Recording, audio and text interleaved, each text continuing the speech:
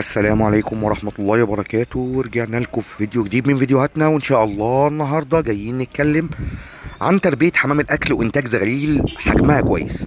الفترة اللي فاتت ناس كتير جدا اتكلمت معايا بهاجر، أنا عاوز أخش في حمام الأكل، أنا عاوز أحجام جامبو. طب يا جماعة ماشي، مفيش مشكلة والله، خد أحجام جامبو يعني. لكن حمام الأكل يا جماعة هو تعب ومجهود مربي ان هو يوصل لتهجينه حجمها كويس. وقلنا قبل كده قاعدتنا في حمام الاكل، حمام الاكل ليس له تقليب، ليس له مواصفات، تمام كده. فهو واحد مربي ابتدى يدخل انواع على بعضيها عشان يوصل لتهجينه حجمها كبير، هو يبقى راضي عنها وينتج زغلول حجمه كبير، تمام.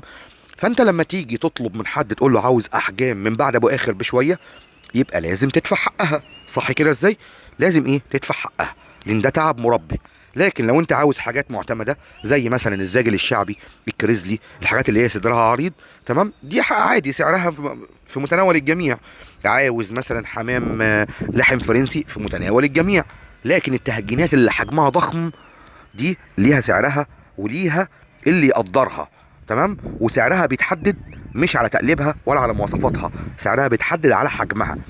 والله الفيديو ده انا شايفه فيديو توعوي، لان انا كل يوم ناس بتكلمني وليه يقول لي عاوز حمام كذا، يعرف اسعار، يعني جوز ضخم جدا يعرف سعره، يقول لي ليه يا ابو ليه؟ ايه يا عم، ما هو سعره كده عشان هو تهجينه وتعب، تعب مربي. واصل لك يا فندم؟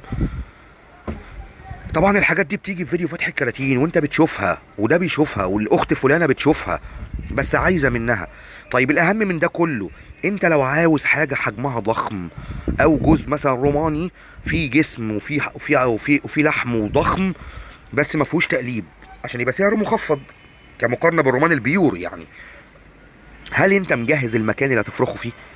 فالاول نصيحتي ليك، لو انت مقبل على حمام اكل وعايز تعمل تهجينات قويه، ماشي، نصيحتي ليك اشتري لك 4 5 تجواز زاجل شعبي، ابعد عن البلدي عشان ملوش لازمه، اتعلم فيهم، ماشي، اتعلم فيهم، افرخ، وبعد كده ابتدي تطور من نفسك دخل حمام احجام ضخمه.